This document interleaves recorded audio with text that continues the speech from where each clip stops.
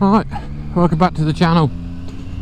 Sorry it's been a while, but I ain't been very well, as you can probably hear.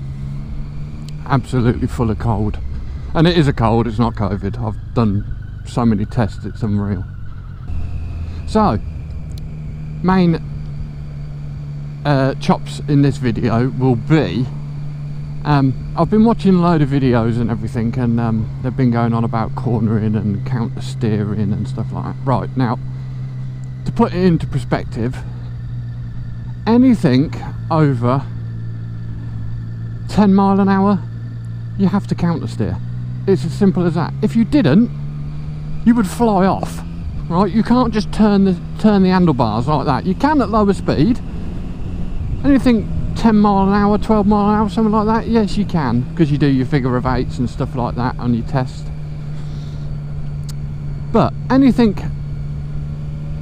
like now, if I want to go left, if I went like that, I'd fly right, my bike would go over. So you push left to go left and right to go right. Right, see? And all that does is, because you've got a lot of gyroscopic force in your wheels, while they're spinning, your bike wants to go straight. Regardless of what anything else, you're the only thing that stops your bike going straight. Right? To the point of, right, if I like that and let go, my bike wants to go straight. Right? It's only me that unsettles the bike. So, and because of that centrifugal force, and your tyre is rounded, you've got to try and get to lean. You've got to get that tyre onto the side, onto its side, right? Because it's an arch, right? So, I'm not a scientist, or I'm not an expert in any way, but I'm just trying to explain the principle of it. So, if I want to turn right, I need to get my tyre onto the right hand side, right? So what I have to do is basically unstabilize the bike by steering left. Right, now, whether you're an adult riding a bike for the first time, or a kid on his BMX, you've all done it, and it's not, you do it without thinking, right? It's not something that you have to really learn as such. You do, I'll say it's not something you do have to learn it, but you will automatically, see what I mean? You want to get it off of the not flat. It's not, shouldn't be flat anyway, but the straight part of the tyre, you want to get it off of that. So to turn right, you push on your right hand handlebar, and the bike technically steers left to push it over onto the right hand side of the tyre. So left, look, there you go. So look, left, and the harder you push, the further you push, the more it'll lean over. But it's not something that takes a lot of practice, to be fair. It comes second nature. Like I said, you cannot ride a bike without doing it above 10-12 mile an hour. It's just not possible, because I'll show you. I'll stop and I'll show you what I'm on about. But yeah, so welcome back to the channel. I hope you're well. I felt better, to be honest, but it is what it is. I felt worse this cold than I did when I had COVID. This one really kicked my ass. But I'm coming out the other side of it now. I only had it for a fortnight. If you go like and turn the handlebars, see the bike lean to the left?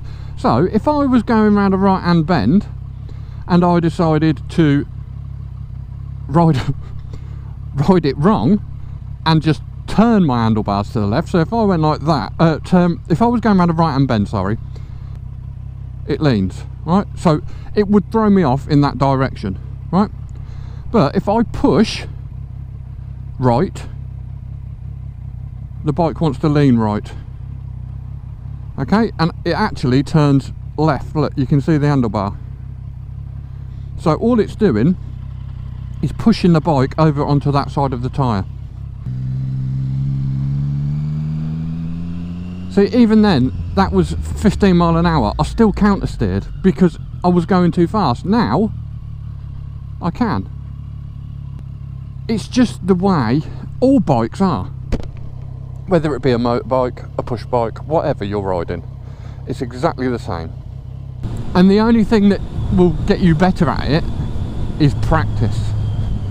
Get saddle time, which I'm lacking, sadly. So yeah, push right, and you'll push on the right hand bar, and it will lean over. Job to good 'un. Same as going on here. I've got to have my hand on the right anyway, but look, push on the left. And you always want to push down at an angle. Don't push straight, because look, it unsettles the bike too much. And don't push down, because that won't do anything. Just slightly forward and down. I heard someone say today, and it's right, and it goes for bikes or cars. Your test, before your test, you've done hardly any learning at all. Right, you're told what to do, you're told where to go, and your real learning starts the day you get your bike and you're on your own. It's the same with a car or a bike. Like I said to my daughter when they passed their test, I said, right, say you've done, I don't know, 40 lessons. That's 40 hours of driving you've done, right? And you get them, they get on the road and they think they know it all, and it's like, hang on, you've been driving for less than 2 days. So if you put it into that perspective, you've had fuck all learning. The hardest part is going out after your test, after you've passed, on your own, and getting on that way, and that's why there's a lot of accidents. All right, don't get me wrong, older people cause accidents, I've caused accidents, but it's the same with the bike.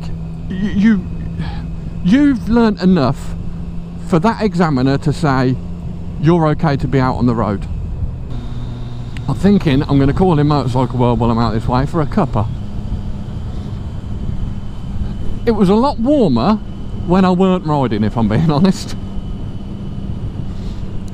It's 13 degrees, but like I say, it's coming to the good weather, as long as it ain't a pissing washout. We've had a few of them. It's not nice to be full of cold. To reiterate what I said earlier, it's a cold, not COVID. I've tested.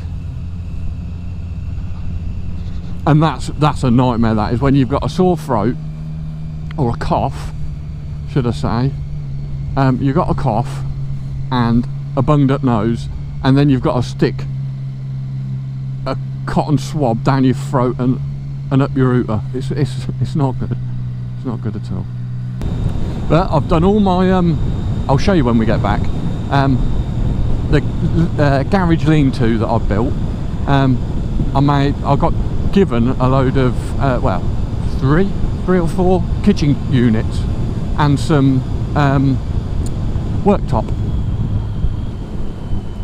and so I've put all that in, and I've got all the storage for all my tools now, which is nice. I've got a workbench that I can now work on, which is nice. Yeah, I'm really happy with it. That was my daughter's boyfriend. His mum and dad have had a new kitchen fitted, and I was like, oh, if they're getting rid of that, I'll have some of that. And he was like, yeah, okay, saves them getting rid of it. So yeah, I'm happy with that. I can tidy everything away. Everywhere's got its place now. I won't ever tidy things away, I'll tell you that now. It'll just look like a shit tip within the first job I do on any bike. It's going to be a shit tip afterwards, but yeah. cut my dad's hair for him yesterday, because I'm a good son.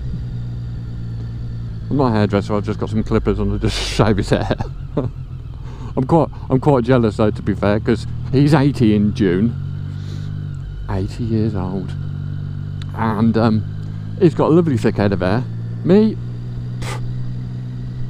losing a bit each day. Yeah, so I'm quite jealous.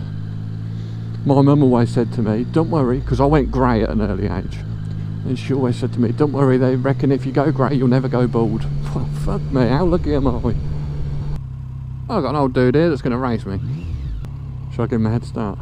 You want to piss all over me? Go on then, mate. Here we go, there we go. Oh, he's got VTEC, he's got VTEC. Oh, that was close. I was waiting to go. That'd have pissed on my bonfire, wouldn't it? I did get a few comments about my language. It's vulgar. Well, if you don't like it, don't watch. It's as simple as that. I'm a grown-ass man. You're grown-ass adults. It's even put on there. Not for kids. And I still get complaints. Well, I'm sorry. If I want to swear, I'm going to swear. If I'm doing a review, that's different. I'm sharing it to other people. But if it's just a ranty, bloggy vlog, whatever you want to call it, I will swear. That I'll put a disclaimer at the beginning of all my videos. Contains strong language. My wife was going, why didn't you go on your bike? I went, because I can't breathe. I said, and then I put a pissing helmet on and it's hot. I said, that's it, I'm going to suffocate. Because I'm a bit of a fanny when it comes to having a cold. Like most men, I suppose. Or so I've been informed. I don't class it as man flu, and that pisses me off. It's not man flu, it's flu. But I'm a man who's got it. So technically it is man flu. Or flu of the man.